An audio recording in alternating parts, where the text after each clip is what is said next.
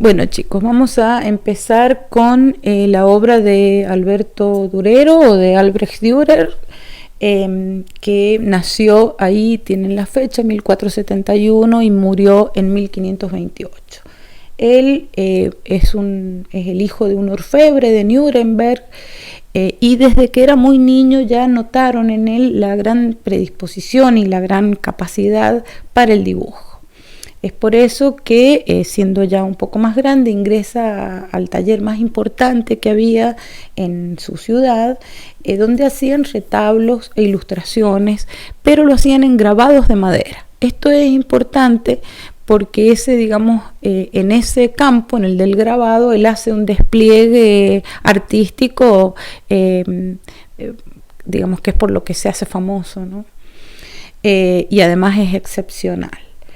En ese taller tiene un maestro que es Vogelmuth, y es uno de los expertos, digamos, en las técnicas del grabado, y además, como les dije recién, él es hijo de un orfebre, es decir, que se ha criado en un taller donde se hacen joyas, ¿no? Él toma conciencia de que el artista es distinto del artesano. Y eso lo despliega a lo largo de su vida, ¿no? Después de que concluye el aprendizaje en el primer taller donde se forma, que es un taller de tradición gótica germánica, ¿no? Después de ahí, él empieza a visitar talleres de distintos artistas y va a visitar a uno que es Schongauer, que era un maestro grabador. Pero este hombre había muerto y el taller estaba en manos de sus hijos. Y de todas maneras Durero se incorpora a este taller y empieza a trabajar en este otro espacio. El asunto es que ese taller tenía muchísimo movimiento y viajaban a Suiza, a la ciudad de Basilea, que era un centro cultural y que era donde estaba el comercio de libros. Entonces, Durero amplía allí sus experiencias, porque accede al conocimiento de el arte en otros lugares, ¿no? Entre ellos, ahí es donde se entera o conoce o accede de alguna manera a las obras de Mantegna, y no es que haya visto las obras en vivo y en directo, sino que se entera de todo esto, ¿no? Se los menciono porque es importante después ver cómo la influencia de Mantegna en la obra de Durero, ¿no? Bueno, después de toda su formación, él abre su propio taller. El taller solamente lo podían abrir personas que estaban casadas. Y en este caso, este retrato que están viendo ustedes acá, es un retrato que es un autorretrato de él, que lo realiza antes de casarse. Es como un regalo para la novia, digamos.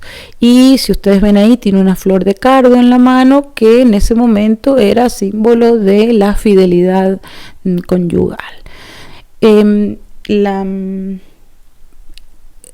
Este retrato, si ustedes lo observan, van a ver que es una figura introspectiva, aunque está mirando al observador, digamos, es bastante introspectiva y también analítica.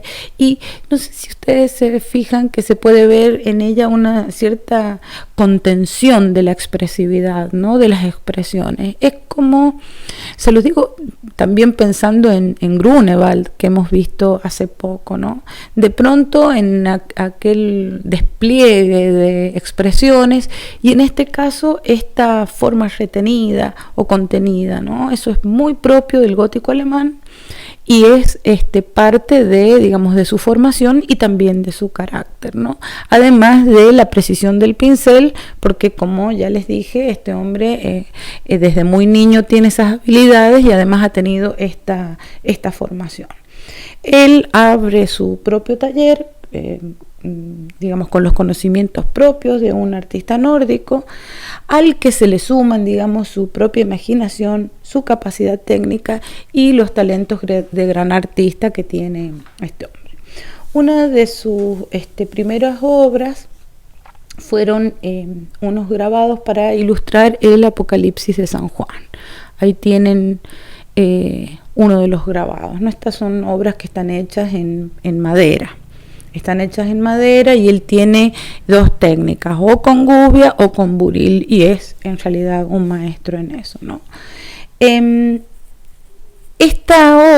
estas obras él tiene un éxito extraordinario, por la fuerza, por la intensidad de la línea, además que la imaginación de él y la proyección del tema concuerda con una cierta hostilidad o un espíritu hostil que se está desarrollando frente a las instituciones de la Iglesia, ¿sí? Que después se desatan al final del medioevo y terminan con la Reforma Luterana, que ya vamos después a tocar ese tema, ¿no?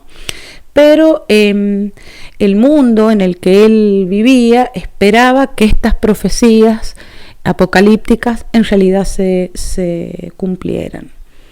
Él ha sido un maestro de lo fantástico y un visionario, heredero de los artistas góticos, pero él va más allá, porque sus apuntes, esto de que yo les digo que se va a Basilea, después viaja a Venecia 2 veces, pero él todo el tiempo toma apuntes, y esos apuntes y esa necesidad y deseo de copiar la belleza de la naturaleza es algo que se convierte pronto en como otro camino de sus obras, ¿no? Que es esta indagación sobre el naturalismo. Después esta visión la va a orientar hacia el arte sagrado, pero él analiza, digamos, las formas de la naturaleza y, digamos, con esta visión propia del nórdico y con la maestría de sus manos y su imaginación, es capaz de realidades como esta, ¿no? Estas son acuarelas que él realiza, que son realmente muy divinas. Durero, como les dije, no tienen la tradición grecolatina de los italianos, y ni tampoco ha podido tener acceso al estudio de las obras del pasado. El cuerpo humano para él consideraba que seguía un ideal y que es muy distinto a la belleza que se distinguían en las obras italianas, que estaban basadas en una idea de belleza clásica y de modelos que ya estaban conformados. Por eso él intenta buscar ¿cómo les diré? Un canon de belleza que se pareciera a esta captación de lo bello que tenían los italianos y que los nórdicos para él no lo tenían. No debería yo decir esto, pero si ustedes recuerdan las Madonas italianas al lado de las vírgenes de Van Eyck, por ejemplo, son infinitamente más bellas, son mucho más bonitas, ¿no? Mucho más bonitas. Tienen, después cuando veamos las de Rafael, por ejemplo, son de una belleza increíble, o la Virgen María de Miguel Ángel, son de una belleza sublime, y eso él lo nota, y no es un problema de los modelos, no es que sean más lindas unas mujeres que otras, sino que es una cuestión de concepción de la belleza, de ideal y, según él, de proporciones. Acá les muestro un segundo autorretrato más tardío, después de que ha ido él por primera vez a Venecia, y aquí tienen ustedes un dato propio del viaje a Venecia, ¿no? Que es la veduta. Nuevamente, este retrato es mucho más, como les diré, él se muestra como un hombre más poderoso que en el primero, en el que es realmente muy joven, pero es como un hombre más poderoso, más refinado, es un autorretrato con guantes, y él hace una serie de autorretratos que nos van a ir mostrando, digamos, los cambios en la vida del pintor. Fíjense todas las cuestiones de detalle propias, muy propias del arte nórdico, los detalles, el tratamiento de luces y sombras, la sutileza en el tratamiento, en la técnica, en el dominio técnico y eso. Les muestro estas obras que son las de los grabados, específicamente el de Adán y Eva, es muy interesante justamente por esto que les estaba comentando en relación con la noción de la belleza clásica. Ustedes han visto ya todo el desarrollo de el arte griego y romano y cómo esto ha venido a recaer en sus medidas, en sus proporciones, en el arte renacentista por el redescubrimiento de las obras del pasado, todo eso que venimos viendo. En el caso de Durero, él intenta y empieza a experimentar, inclusive escribe como 8 libros sobre las medidas y las proporciones y las proporciones en la figura humana, ¿no? Lo que implica un estudio y una conciencia y una preocupación que tiene que ver con lo formal, pero también con lo estético. En el caso por ejemplo, tiene una cierta rigidez la obra por esta organización con este eje que corta justo esto al medio y aparece una simetría bastante equilibrada, como ustedes verán, y una cierta rigidez en el tratamiento del cuerpo que no es como la flexibilidad de los cuerpos que hemos venido viendo en el arte italiano. Sin embargo, le agrega a esto una serie de cosas, ¿no? Le agrega estos animalitos, el ratón con el gato, el loro, bueno, justo esto no está entera la obra, las liebres, los detalles de las frutas, etcétera, ¿no? Agrega una serie de elementos que lo hacen aflojar, digamos, este sometimiento o ablandar este sometimiento a la geometría y a la medida, que es estricto, ¿no?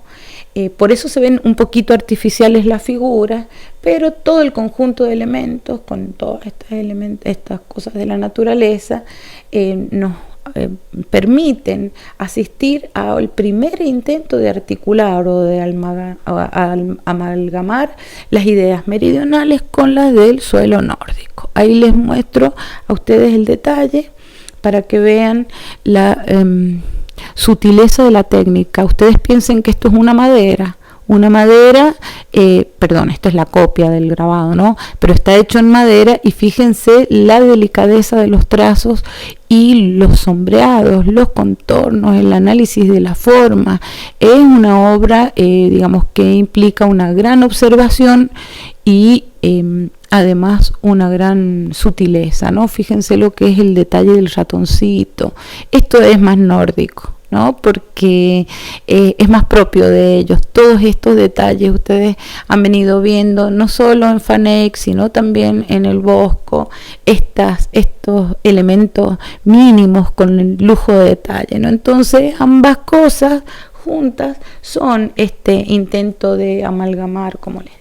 Bueno, de allí es que él viaja a Venecia y se enfrenta a un contraste muy grande, que es la rigidez de la disciplina de los gremios de Nuremberg, que es donde él se forma, y la libertad de los italianos. Esto le genera a él una confrontación, le diré, con una realidad que definitivamente él desconocía. Ahí les voy a mostrar el Adán y Eva, que son 2 tablas independientes. Él las resuelve después de sus viajes a Venecia, ¿no?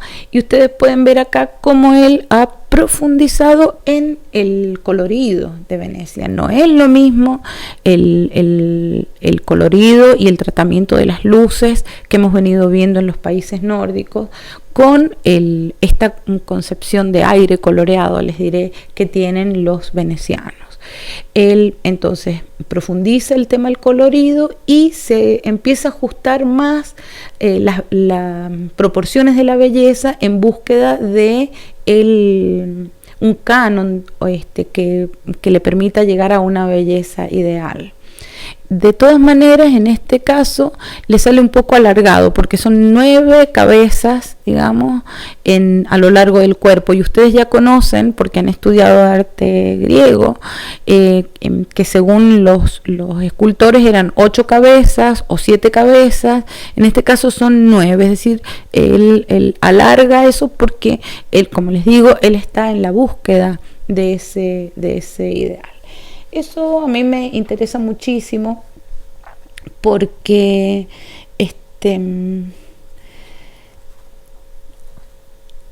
el interés de él por escribir estos libros y por analizar estas cuestiones de la proporción, ¿no?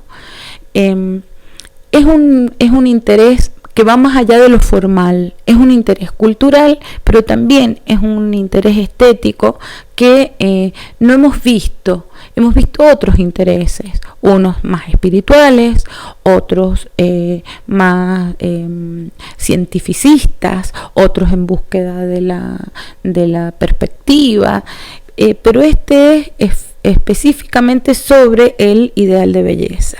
Y en este caso, él escribe, como les dije, los 4 libros de medición, que uno es la instrucción de la medición con compás y regla, se llama. Y el otro es los 4 libros de la proporción humana. En ese libro de la proporción humana, él estudia a Vitruvio y trabaja con 200 personas, es decir, con 200 modelos distintos, para ir buscando, digamos, la forma perfecta de la belleza, ¿no? De la belleza física. Y también estudia Alberti, pero se diferencia con él, opina distinto porque le resulta que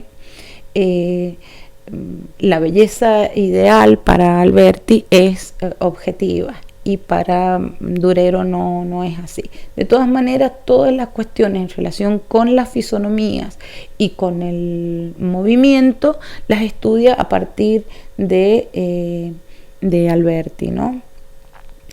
Entonces, la pregunta de esos textos es cómo es que los artistas pueden crear imágenes hermosas. Por eso les digo que es un tema importante, porque se sale, digamos, de solamente la medida y la proporción, o a través de ella, en búsqueda de la belleza.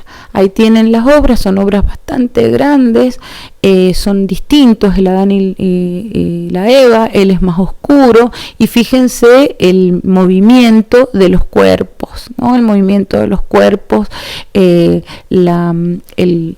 espacio profundo que hay detrás, un espacio que se contrasta con las figuras y les da una cierta espacialidad. Y también el tratamiento de claro-oscuro, que también logrado, digamos, que permite la tridimensionalalidad de las dos figuras, ¿no? Ahí la tienen para que vean el tamaño, son grandes, son tamaño natural, unas tablas enormes, son óleo sobre tabla. Bueno, voy a seguir en otro, sí, termino.